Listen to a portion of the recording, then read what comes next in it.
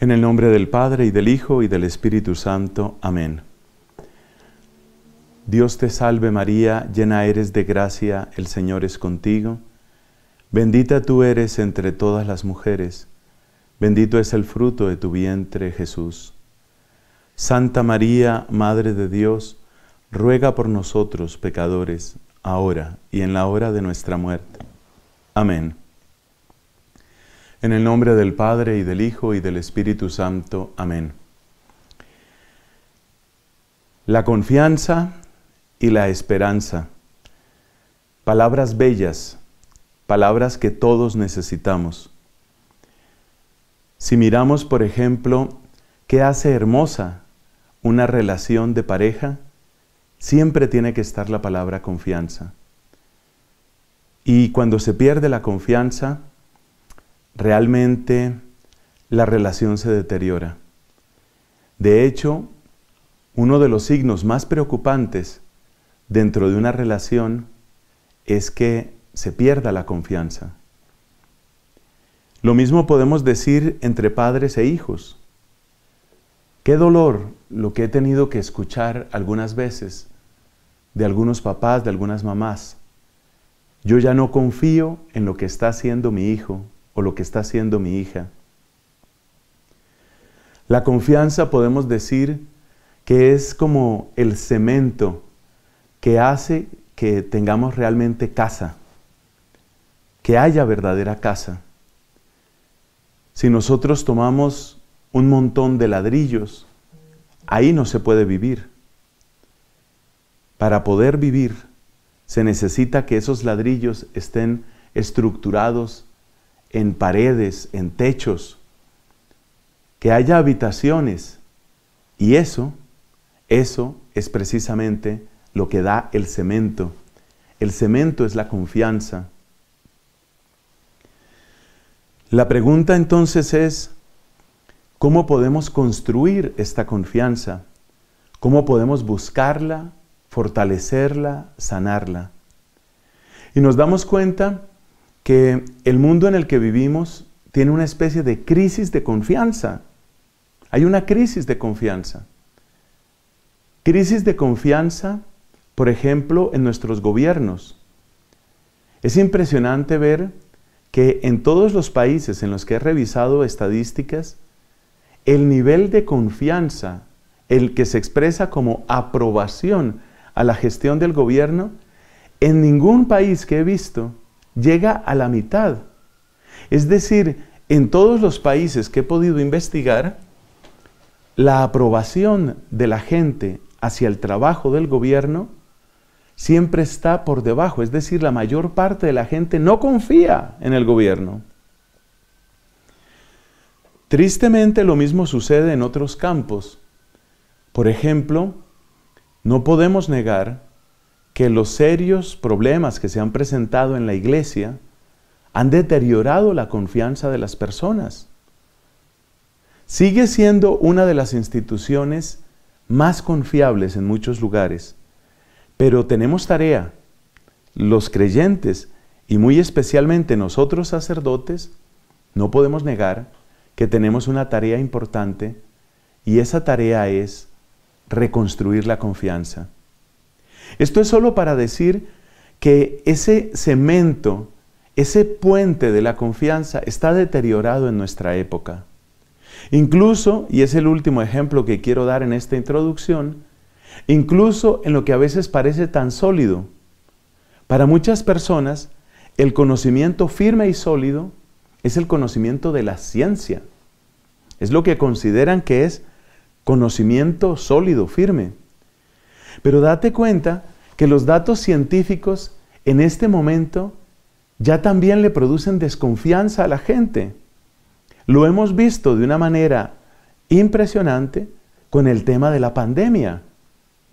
Seguramente entre tus amigos tienes algunos que dicen todo esto del COVID-19 o de la COVID-19, todo eso es un invento. O sea, no confían, no creen. Yo hice una encuesta informal, la respondieron más de 1000 personas de muchos lugares del mundo, sobre si la gente estaba dispuesta a vacunarse y vacunarse contra COVID-19. Y resulta que más del 60% dijeron, en un año o más, o nunca me voy a vacunar. O sea, fíjate que incluso los datos científicos parece que no logran despertar la confianza en la gente.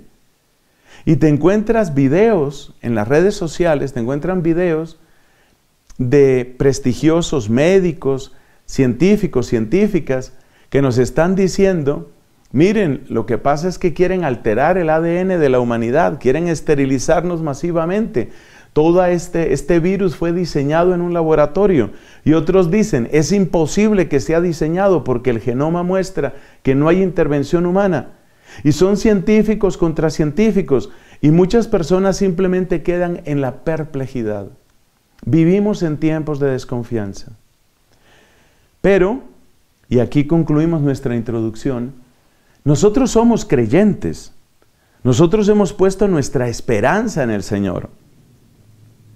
Y la pregunta que nos hacemos es, ¿esa confianza en el Señor también estará agrietada? Es verdad que tal vez hemos tenido momentos difíciles de confianza, ya lo dije, con la iglesia, con el gobierno, con la ciencia, pero nuestra confianza en Dios, ¿está en buena salud o está en mala salud?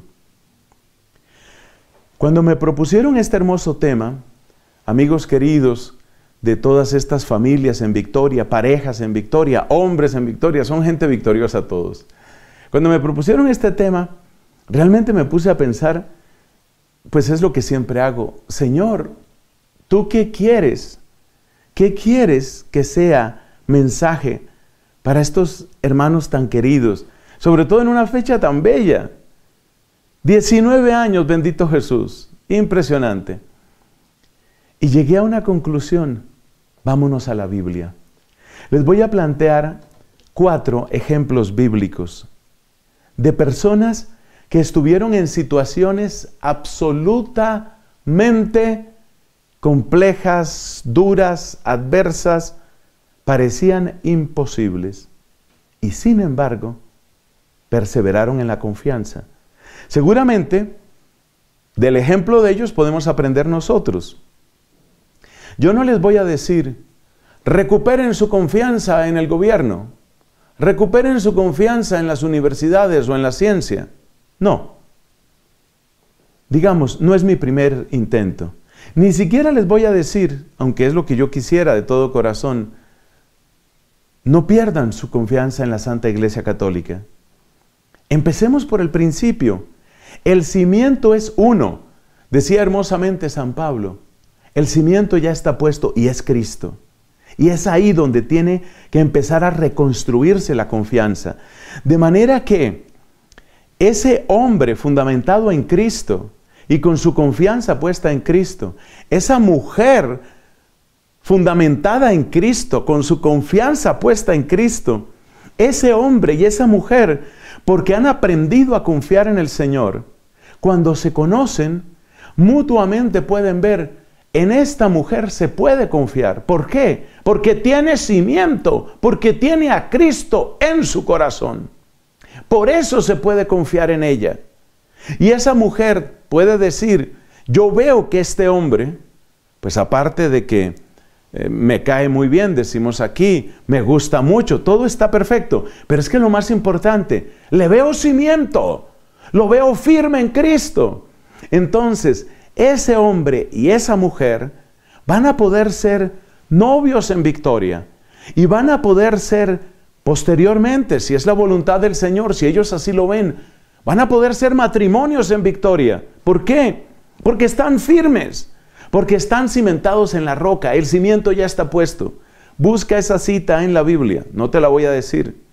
El otro día, un paréntesis, el otro día en mi canal de YouTube, que se llama Fray Nelson, en mi canal de YouTube alguien me decía, padre, pero usted ¿por qué no da las citas bíblicas completas? Y eso tiene 2 razones. Primera, porque a veces no tengo tantísima memoria, que es la más importante tal vez.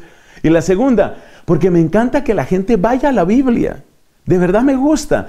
Y mira, mientras tú buscas ese pasaje bíblico, seguramente ya el Señor te está hablando. Entonces busca ese pasaje donde San Pablo dice, el cimiento ya está puesto. El cimiento ya está puesto y es Cristo. Ahí lo tienes. Es hermoso. Ahí está. Entonces, mis amados hermanos, debemos empezar por reconstruir nuestra confianza desde su base. Y su base es Jesucristo. Su base es el Señor. Vamos con los ejemplos bíblicos. Son 2 del Antiguo Testamento y 2 del Nuevo Testamento, porque tenemos que aprender a confiar y a esperar en el Señor. Ojo con este dato, importantísimo. Este dato es clave. La esperanza cristiana no es simplemente espera. Escribe esa frase que te conviene. La esperanza es más que espera. Esperar es simplemente aguardar.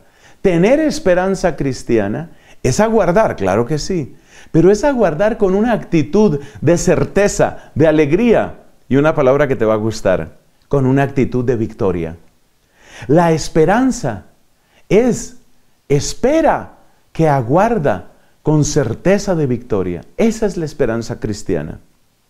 Bueno, entonces vamos con nuestros ejemplos del Antiguo Testamento. El primero lo encuentras a la altura del capítulo número 37 del libro del Génesis.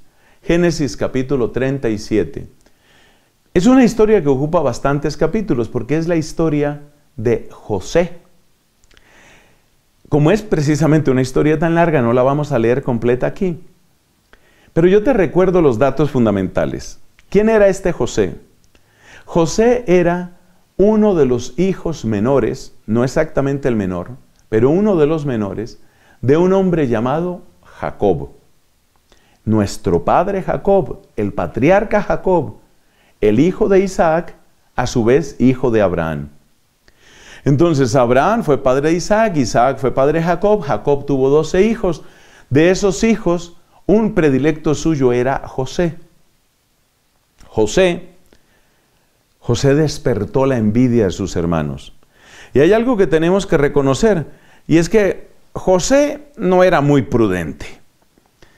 Más de una vez hablaba con sus hermanos y les decía, oigan, escuchen, tuve un sueño. En el sueño yo llevaba una espiga y cada uno de ustedes tenía una espiga, pero las espigas de ustedes se inclinaban delante de la mía. ¿Les gusta mi sueño? Es decir, José no ayudaba mucho en su popularidad. Parece que le faltaba un buen asesor de relaciones públicas. El hecho es que José se ganó la envidia de sus hermanos, pero una envidia mortal, literalmente. Y entonces decidieron acabar con él. Decidieron que había que deshacerse de él. Oh, tristeza, a deshacerse de José. Una vez que los hermanos estaban por allá cuidando rebaños, bien lejos de la casa, y bien lejos significa varias jornadas seguramente, José fue enviado por su padre, y cuando iba de camino los hermanos comentaron unos con otros, mira, allí viene el de los sueños, pues deshagámonos de él de una vez. Pero el hijo mayor de José, que se llamaba Rubén, dijo, no lo matemos, ¿qué sacamos con matarlo? Y entonces lo echaron a un pozo y después decidieron, finalmente, abreviando un poco la historia, decidieron venderlo a unos mercaderes que iban hacia Egipto. Fíjate las desgracias de José cómo empiezan. Se da cuenta de que quieren matarlo, lo echan a un pozo seco, después lo sacan del pozo para venderlo a unos mercaderes. Los mercaderes llegan a Egipto y allá lo vuelven a vender. Lo vuelven a vender. Lo vendieron a un alto funcionario llamado Putifar y José empieza a trabajar en los asuntos de este gran funcionario, un hombre muy poderoso, de tal modo que José se gana la confianza, ojo la palabra, se gana la confianza de Putifar. Pero parece que las desgracias de José no terminaban, porque se dio la circunstancia de que José le gustaba muchísimo a la mujer de Putifar. Vaya tragedia. Y la mujer de Putifar se obsesionó con este hombre, con José, y en un momento dado quería tener algo con él. Él no aceptó. Él dijo, ¿yo cómo le voy a hacer esto a Putifar? Porque Putifar ya le tenía una confianza total a José. Parecía que José ya había superado todos sus problemas en casa de Putifar, pero le salió este nuevo problema y fue acusado por la mujer de Putifar. Fue acusado como si fuera él el que hubiera tratado de abusar de ella. Y José, ¿qué le pasó? A la cárcel. O sea, date cuenta las desgracias que le van sucediendo. Lo van a matar, lo echan al pozo, lo venden como esclavo. Esta mujer se obsesiona con él, esta mujer lo acusa, va a dar a la cárcel. Él tenía todas las razones, humanamente hablando, tenía todas las razones para desesperarse. Pero José no tomó el camino de la desesperación. José no tomó el camino de la desesperación. En la cárcel fue conocido por su capacidad para interpretar sueños. José se parece mucho a un hombre llamado Daniel, el profeta Daniel, que también gozó de una especie de don profético, una palabra de conocimiento que venía de parte de Dios. Y José entonces, a partir de ese don, pues se hizo popular. Y en un momento dado, Faraón, entonces tuvo unos sueños que nadie podía interpretar. Finalmente José fue consultado, porque ya era un hombre famoso por la interpretación de sueños. José fue consultado, ¿y qué crees que pasó? El acierto de José hizo que el faraón depositara toda su confianza en José. Y José llegó a ser algo así como el primer ministro, en realidad el gobernador general de Egipto. Y como vinieron unos años de terrible hambre, entonces esa situación hizo que los hermanos de José, hijos de Jacob, y el mismo Jacob, tuvieran que pedir ayuda a Egipto para no morir de hambre. Y la buena administración que José hizo de los bienes de Egipto, hizo que se salvara su propia familia. Y ahí viene la escena preciosa de la reconciliación entre José y sus hermanos. La frase más impresionante, por favor, búscala. Ya te dije, hay que leer desde el capítulo 37 del Génesis. La frase más impresionante es la que encontramos cuando José dice a sus hermanos, en el momento de perdonarlos, les dice, para bien me mandó Dios a Egipto. Efectivamente, eso salvó la vida de la familia, porque si no se hubieran tomado en Egipto las previsiones que se tomaron con aquel almacenamiento de grano y todo aquello, si no se hubieran tomado esas previsiones, pues hubiera muerto toda la familia de Jacob. Vamos a tomar algunas enseñanzas. He resumido lo más que he podido la historia de José, que tú la puedes leer directamente en la Sagrada Escritura, en el libro del Génesis. ¿Qué lecciones nos da José? Vamos a tomar tres lecciones, que para mí son impresionantes. Son impresionantes porque en más de una ocasión, este servidor que les habla, ha caído en impaciencia. Me da vergüenza delante de la figura de José. Me da vergüenza. Porque mira las tres lecciones que él nos presenta. Primera, si tú lees atentamente el relato, te das cuenta que en ninguna parte aparece José queriendo vengarse, haciendo amenazas, insultando a sus hermanos. Es decir, José no toma venganza por su propia mano. Todavía más, dentro de esta primera enseñanza que nos da José, todavía más, observa que José no reniega. ¿Me estás oyendo? José no reniega. No dice, qué desgracia mi suerte. No maldice. No se va contra Dios. Es impresionante este hombre.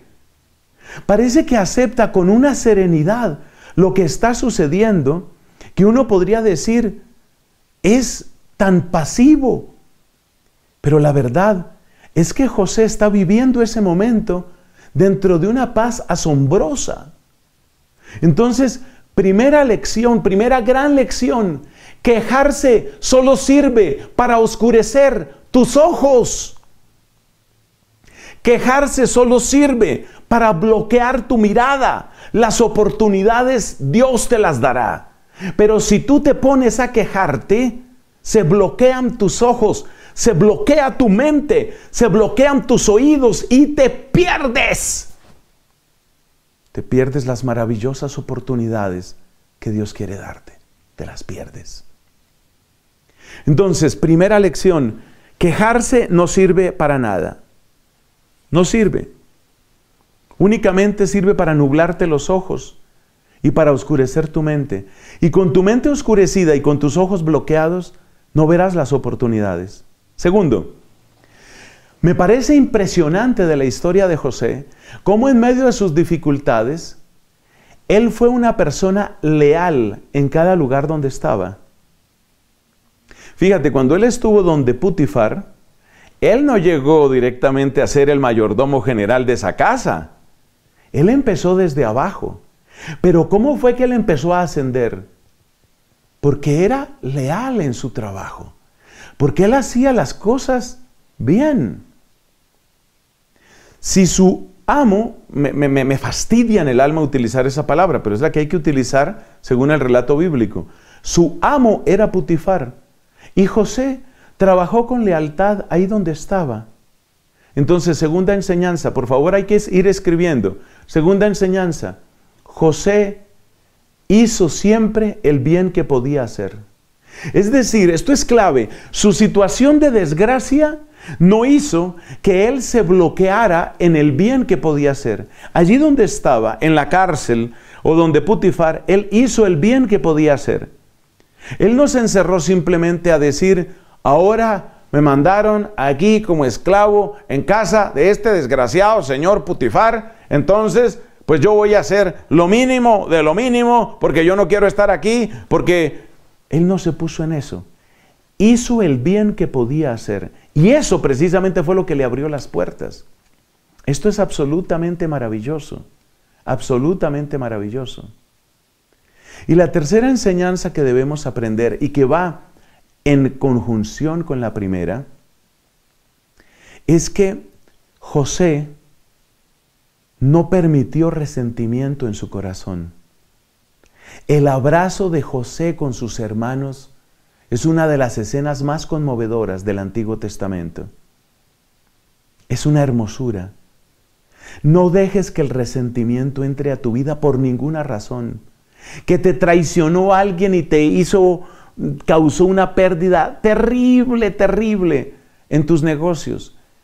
El resentimiento no te va a servir. Así como las quejas, ¿te acuerdas que lo primero eran las quejas? Las quejas no sirven de nada. El resentimiento no sirve de nada. El resentimiento te jala hacia el pasado. El perdón te lanza hacia el futuro. Esa frase es más bonita que la que hemos dicho antes. Entonces, tercera enseñanza. El resentimiento jala hacia el pasado. El perdón lanza hacia el futuro. Perdonar es quitar de tu espalda un fardo pesado. Y ese fardo pesado que tú le quitas a tu espalda, ese fardo pesado que tú arrojas lejos de ti, te hace liviano y libre para buscar el futuro, para avanzar hacia el futuro, para no quedarte en el pasado. Esa es la manera activa de vivir la esperanza. Resumen entonces de las enseñanzas que nos da este gran patriarca José. Primero, quejarse no sirve de nada, solamente nubla mi vista. Segundo, hacer el mayor bien posible allí donde estoy. Tercero, el resentimiento me jala hacia el pasado, el perdón me lanza hacia el futuro. Así fue como José vivió sus desgracias. Y no solo se salvó él, y no solo alcanzó esa cima de prosperidad y de bendición, sino que él mismo se convirtió en bendición para su propia familia. De esa manera se salvó el pueblo de Dios. Pasemos al segundo ejemplo. El segundo ejemplo es de una mujer. De hecho, nosotros vamos a tener el día de hoy 2 ejemplos de hombres y 2 ejemplos de mujeres. Vamos con una mujer, y esta es una mujer del Antiguo Testamento. Se llama Judith. Recuerda que hay 3 libros en la Biblia que tienen nombres de mujeres: el libro de Ruth, el libro de Esther, el libro de Judith. Esos libros yo los recomiendo siempre, pero muy especialmente en esta época hay que recomendarlos, porque ustedes saben que vivimos tiempos en donde el feminismo se ha vuelto agresividad. El feminismo quiere implantar en el corazón de todas las mujeres, pero muy especialmente de las jovencitas, quiere implantar una lógica de agresividad y, lo que es más triste, de competencia con el varón. Es decir, una gran parte del feminismo lo que quiere es que la mujer se vuelva como el hombre. A la vez critica al hombre y quiere imitar al hombre, al varón. Es muy triste. Por eso hacen tanto bien estos libros de la Biblia. Voy a leer una parte del libro de Judith. Precisamente el comienzo del libro de Judith, capítulo 1, versículo 1.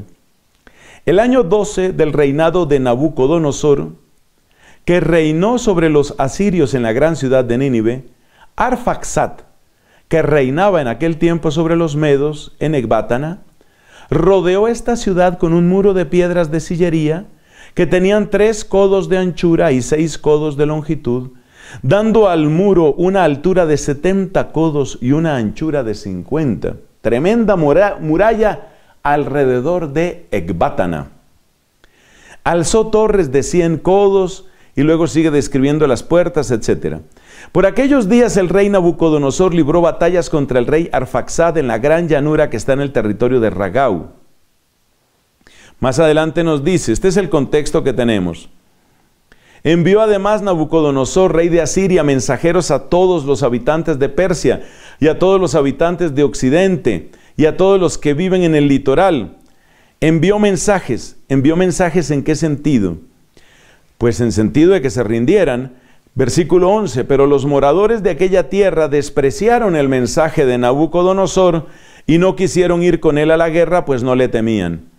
Nabucodonosor, versículo 12, aquí empieza el conflicto, experimentó una gran cólera contra toda aquella tierra y juró por su trono y por su reino que tomaría venganza y pasaría a cuchillo todo el territorio de Cilicia, Damasco y Siria. El año 17 libró batalla con su ejército contra el rey Arfaxad, le derrotó en el combate poniendo en fuga todas las fuerzas de Arfaxad. Se apoderó de sus ciudades, llegó hasta Ecbátana, ocupó sus torres, devastó sus calles y convirtió en afrenta su hermosura. Bueno, después de todas estas tragedias que aparecen descritas en el capítulo 1, ya vemos a un rey despiadado, cruel, sediento de sangre, que va en plena actitud de ataque. ¿Y qué fue lo que sucedió? El año 18, el día 22 del primer mes, se celebró consejo en el palacio de Nabucodonosor, en orden a la venganza que había de tomarse a toda aquella tierra. Fíjate el peligro en el que se encuentran, y ya vamos a ver dónde entran los judíos. Acabado el consejo, Nabucodonosor, rey de Asiria, llamó a Holofernes, jefe supremo del ejército y segundo suyo, y le dijo: así dice el gran rey, señor de toda la tierra. Versículo 6, capítulo 2, versículo 6. Marcha contra toda la tierra de Occidente, pues no escucharon las palabras de mi boca. Imagínate la amenaza tan terrible que les hace. Saliendo Holofernes de la presencia de su señor, convocó a todos los príncipes, jefes y capitanes del ejército asirio. Eligió a los hombres más selectos para la guerra, es decir, estamos ante el ejército más poderoso de aquella época. Quiero que eso te quede claro, para que veamos el nivel de peligro en el que se encontraban. Se puso Holofernes, versículo 19, en camino con todo su ejército, para preceder al rey Nabucodonosor y para cubrir toda la superficie de la tierra de Occidente con sus carros, caballos y mejores infantes. Mira esa barbaridad. Y sigue describiendo la manera como fue avanzando Holofernes, que iba a atacar toda esa región. Lo importante es que en esa región había una comunidad judía. Muy bien, ¿y qué sucedió? En el capítulo 3 nos cuentan. Bueno, leamos el final del capítulo 2. Dice aquí: temor y espanto cayó sobre todos los habitantes del litoral. Los de Sidón y Tiro, los habitantes de Sur y Oquina, los de Yamne, Azoto y Ascalón temblaron ante él.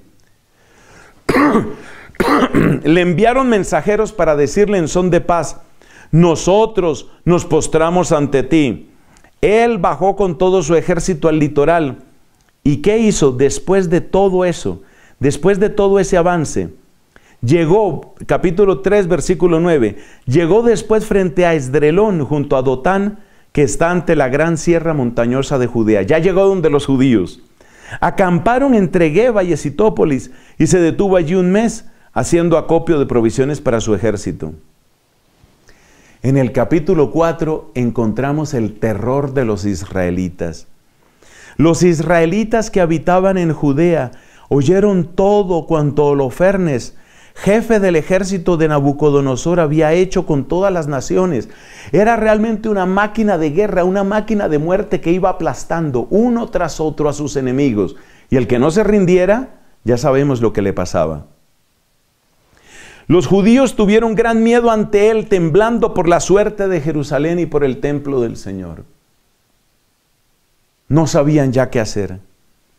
Hacía poco que habían vuelto del destierro y apenas si acababa de reunirse el pueblo de Judea. ¿Qué hacen entonces? Versículo 6, capítulo 4, versículo 6. El sumo sacerdote Joyaquim, que estaba entonces en Jerusalén, escribió a los habitantes de Betulia, que está frente a Esdrelón, ordenándoles que tomaran posiciones en las subidas de la montaña que dan acceso a Judea. Los israelitas cumplieron la orden del sumo sacerdote. Todos los hombres de Israel clamaron a Dios con gran fervor.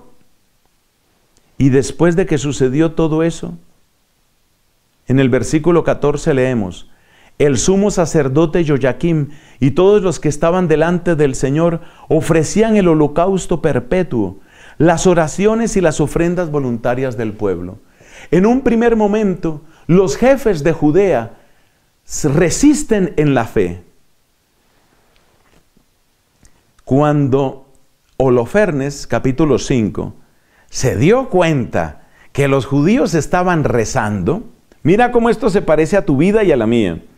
Cuando Holofernes se dio cuenta que estos estaban rezando, dice 5:2, capítulo 5, versículo 2, le irritó sobremanera y entonces les dijo, entonces mandó amenazas sobre los judíos. ¿Y qué sucedió? Que llegó el momento en el que los judíos se llenaron de temor. ¿Y qué dijeron? Pues vamos a darnos un plazo y si no, entregaremos la ciudad. Vamos a entregar la ciudad. Y es ahí donde entra precisamente Judith. Es algo maravilloso. Al final del capítulo 7 leemos lo siguiente. 7:30. Tened confianza. Un jefe de ellos que se llamaba Osías les dijo, tened confianza, resistamos aún 5 días. Pero si pasan estos días, entregaré la ciudad. Y es aquí donde entra Judith, en el capítulo 8. Se enteró de ello Judith, hija de Merarí, hijo de Ox, y da la genealogía de ella. Judith llevaba ya 3 años y 4 meses viuda. Era muy bella, nos dicen en el versículo 7. Oyó las amargas palabras que el pueblo había dicho contra el jefe de la ciudad. Mandó llamar a unos ancianos de la ciudad y les dijo, mira las palabras de Judith. Escuchadme, jefe de los moradores de Betulia. Betulia era ese campamento donde tenían que resistir el primer golpe de Holofernes. Escuchadme, jefes de los moradores de Betulia. ¿No están bien las palabras que habéis pronunciado hoy delante del pueblo, cuando habéis interpuesto entre Dios y vosotros un juramento, asegurando que entregaríais la ciudad a nuestros enemigos, si en el plazo convenido, que era de 5 días, no os enviaba socorro el Señor? ¿Quiénes sois vosotros para permitiros hoy poner a Dios a prueba y suplantar a Dios entre los hombres? Así tentáis al Señor omnipotente. Y sigue ella hablando y dice, Dios nos va a socorrer. Y luego, por mano de Judith, no puedo seguir leyendo la historia, pero tú la tienes ahí. Son historias no solo edificantes, sino agradables de leer. Yo digo, si nos acercamos más a la Biblia, ¿cuánto encontramos? Y efectivamente, por mano de Judith, Dios se deshizo de Holofernes, el gran jefe del ejército de Nabucodonosor. Esto sucedió en Betulia. Bueno, observemos qué es lo que se está planteando aquí. Un peligro inmenso. Un peligro como el que ellos nunca habían experimentado. Por favor, destaco eso. Ellos, los judíos, nunca habían tenido que enfrentar una situación como esta. Jamás. No habían tenido que enfrentar eso. Era un peligro nuevo. Era un peligro brutal. Y no se veía salida por ninguna parte. En esas circunstancias, ¿qué es lo que hace Judith y qué lecciones podemos tomar de ella?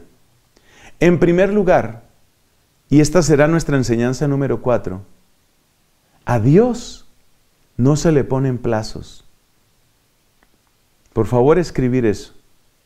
La manera de esperar en Dios no es poniendo plazos. Él es el Señor del tiempo. Él es el Señor de la eternidad. A Dios no se le ponen plazos. Es la gran enseñanza que nos deja Judith aquí. Si tú lees las palabras de ella, que están en el capítulo 8 del libro que lleva su nombre, te darás cuenta que ella hace otra cosa. Ella proclama la grandeza de Dios en el momento de la prueba. Mira, el enemigo siempre quiere que uno se achique y que uno se acobarde y que uno diga, no sé qué voy a hacer aquí. Es decir, el enemigo hace lo que hacen los animales fieros. ¿Tú te has dado cuenta cómo cuando un animal va a atacar, trata de mostrarse más grande de lo que es? ¿Trata de engrandecerse? Desde los sapos hasta los hipopótamos se ha observado ese comportamiento. Eso hace también el mal, eso hace el pecado, eso hace el demonio con nosotros. Siempre se presenta así como gigantesco. ¿Y cómo se defendió Judith? Por favor, quinta enseñanza. Con el poder de la alabanza. Si tú te quedas únicamente diciendo, oh, qué peligro, pero qué grandeza de mi adversario, qué grande y qué poderoso es mi enemigo, qué grande y qué poderoso es mi enemigo, ¿no te das cuenta que le estás dando alabanzas al demonio? Tú tienes que contrarrestar la arrogancia del enemigo con el poder de la alabanza. Es la fuerza de la alabanza la que destruye esa desmoralización que quiere producir el enemigo. La desmoralización.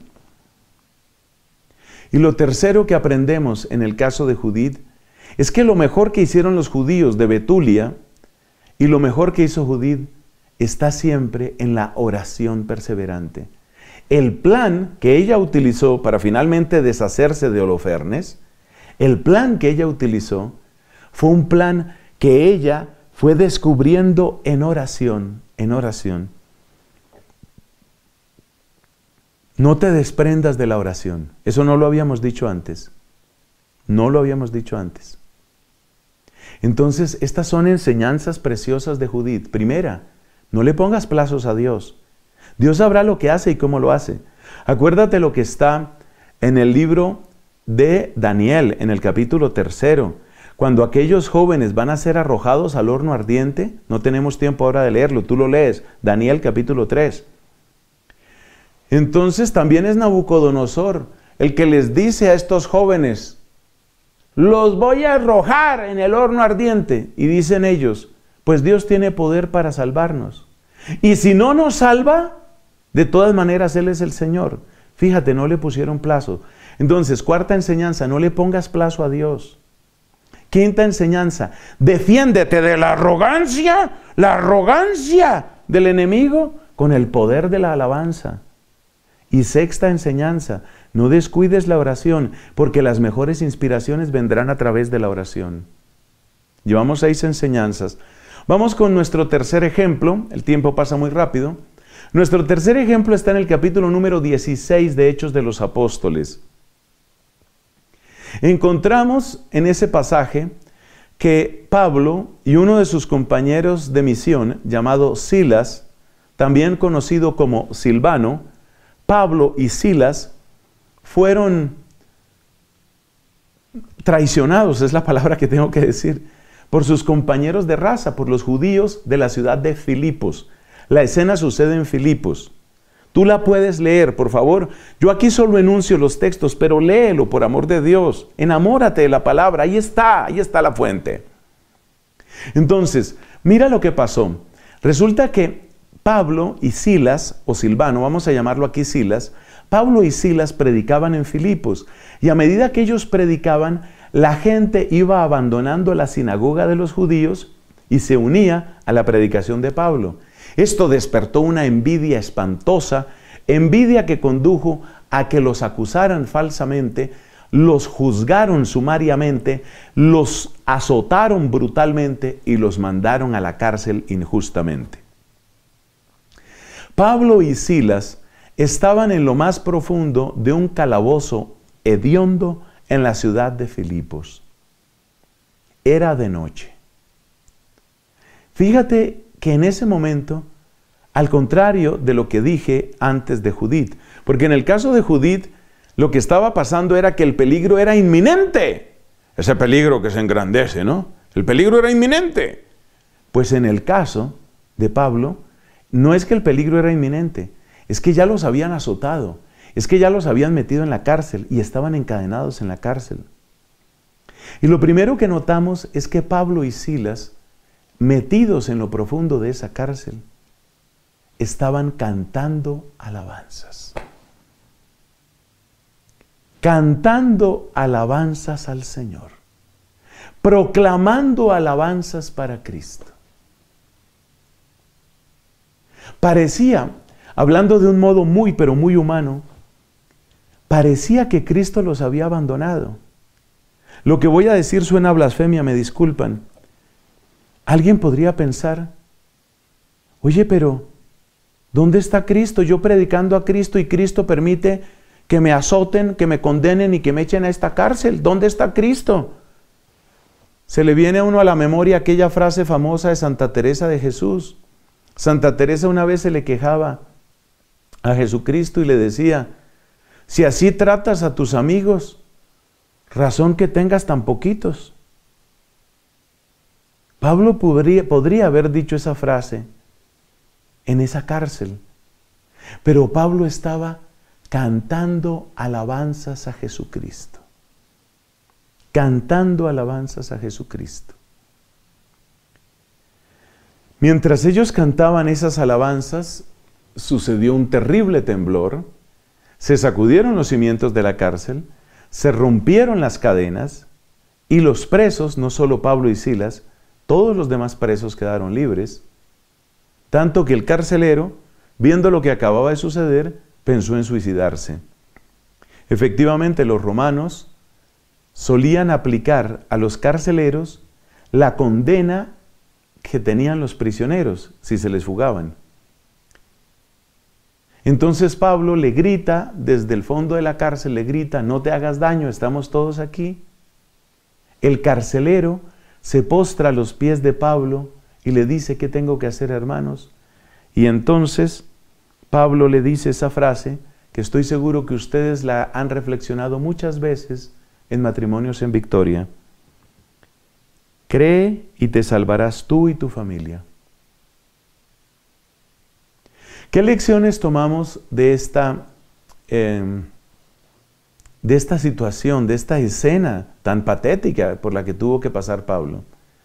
Pues finalmente vino la conversión del carcelero y se convirtió él y toda su familia, efectivamente. ¿Qué lecciones podemos tomar? Vamos a tomar dos lecciones. Primero, hagámonos esta pregunta. ¿Por qué las alabanzas a Jesucristo? Es verdad que las alabanzas a Cristo trajeron finalmente la liberación de ellos, porque las alabanzas a Cristo pues están relacionadas, uno las ve relacionadas con que hubo ese temblor milagroso y que se hubieran roto las cadenas. Pero no parece que Pablo estuviera pidiendo su liberación. No estaba pidiendo su liberación. Él estaba alabando a Cristo. ¿Por qué? Solo hay dos respuestas que yo conozco y te las comparto. Primera, porque precisamente lo que quiere el demonio, lo que quiere el enemigo, es que te desconectes de Cristo. Eso es lo que quiere el enemigo. Entonces, el proclamar la grandeza de Cristo es tu manera de no desconectarte del Señor. Yo no me voy a desconectar de Él. ¿Y por qué es importante no desconectarme de Cristo? Lo dice el apóstol San Pablo en esta frase preciosa que está en una de sus cartas a Timoteo. Verdadera es la sentencia que dice: si sufrimos con Él, reinaremos con Él. Busca esa frase. Si sufrimos con Él, reinaremos con Él. La alabanza a Cristo, el no desconectarte de Cristo, hace que así como padeces con Cristo, también triunfes con Cristo. Para triunfar con Cristo, hay también alguna vez que padecer con Cristo. Te lo voy a decir de otra manera, y esta será la enseñanza número 7. Cuando sufras, no sufras solo. Hay un salmo que me fascina, lo cito con frecuencia. Por favor, búscalo. Dice así: recoge mis lágrimas en tu odre, Dios mío. Es decir, yo no quiero llorar solo. Yo no quiero llorar solo. Yo no quiero que mis lágrimas se pierdan. Yo quiero que mis lágrimas estén en la presencia del Señor. Y por eso te digo, si te toca llorar porque estás como en un calabozo, si te toca llorar porque has sido tratado injustamente, si te toca llorar porque un juicio cayó sobre ti, no llores solo. Esa es la enseñanza: no llores solo, llama a Cristo, porque aquel que sufre con Cristo después reina con Cristo. No pretendas reinar con Él si en el momento del sufrimiento no quieres sufrir con Él. Entonces, ¿qué fue lo que hizo Pablo? Pablo sufrió con Cristo. Esa es la maravilla. Segunda enseñanza. Pablo aprovecha ese momento para evangelizar. ¿Sabías que el sufrimiento te capacita como evangelizador? Es increíble esto, porque muchas veces los protestantes utilizan la lógica contraria. Ellos creen que mostrándose como superabundantes en la prosperidad material, dan testimonio de Cristo. Pero la Biblia como que va en otra dirección. La Biblia lo que nos muestra es distinto. La Biblia lo que nos muestra es que muchas veces la persona que está en el peor de los sufrimientos es la que tiene mayor capacidad de evangelización. Entonces, la octava recomendación, la octava sugerencia es: aprovecha tu sufrimiento como fuerza de evangelización. Hay un padre, un sacerdote español, de apellido Moya, escrito con la letra Y. Moya. Él quedó cuadrapléjico por un accidente. Y el padre Moya, ese accidente sucedió hace mucho tiempo. El padre Moya lleva muchos años, yo creo que son cerca de 20 años, evangelizando. Evangelizando, cuadrapléjico evangelizando. Y cuando tú ves sonreír al padre Moya, que está en esa situación, tú dices: Dios tiene que existir. ¿Cómo puede alguien evangelizar así? Eso fue lo que hizo Pablo. La Biblia nos dice en Hechos 16 que Pablo cantaba junto con Silas y los demás prisioneros estaban escuchando, estaban siendo evangelizados. Y luego el carcelero fue evangelizado. Aprovecha tu momento malo para evangelizar. No pienses que tienes que estar en la buena para poder evangelizar. No es cierto. Nuestro último ejemplo es la Santísima Virgen María. Es la otra mujer de la que vamos a hablar. Y hay dos momentos que me parece que son muy importantes. Bueno, todo en ella es tan importante, todo es tan bello, ¿no? Pero quiero destacar dos momentos. Y de esos momentos vamos a tomar dos enseñanzas que serán las últimas. Primera, ¿recuerdas en las bodas de Caná? Capítulo 2 de San Juan. ¿Recuerdas cómo María le dice a Jesús, no tienen vino. La respuesta de Jesús no es muy alentadora. Por más suave que se haga la traducción, son palabras que suenan muy duro. Dice Cristo, mujer, ¿y a ti y a mí qué? ¡Ay, qué palabra tan dura! Casi parece como una grosería. ¿Y qué hizo María? ¿Qué hizo María cuando recibió esa respuesta? ¿Qué hizo? ¿Se quedó callada pensando, no debo meterme en lo que no me importa? No. Ella anunció a Jesucristo. Les dijo a los servidores que estaban ahí. Parecía que Cristo no le estaba respondiendo. Mujer, no ha llegado mi hora. A nosotros, a ti y a mí, ¿qué? No ha llegado mi hora. Ella no discutió con Cristo. No discutió con Cristo. No se acomplejó ni se achicó. Les dijo a los servidores, haced lo que Él os diga. Puso a los servidores en el camino de la obediencia. Y esa es la primera enseñanza. No tomes el momento malo como una autorización para pecar. Novena sugerencia. Cuando haya un momento difícil, no tomes el momento malo como una autorización para pecar. Es el momento de cultivar la obediencia.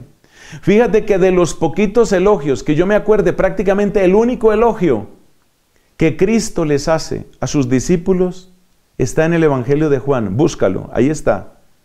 Jesús les dice, vosotros sois los que habéis perseverado conmigo en mis pruebas. Esas son palabras de Cristo. Habéis perseverado conmigo en mis pruebas. Entonces, el momento malo no ha de ser momento de desobediencia. El momento malo es momento para la obediencia. Obediencia.